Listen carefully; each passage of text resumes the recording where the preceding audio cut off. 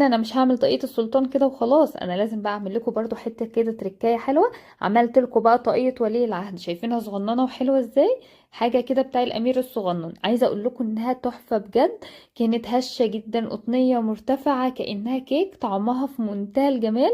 خطيرة خطيرة، تعجب الولاد جدا.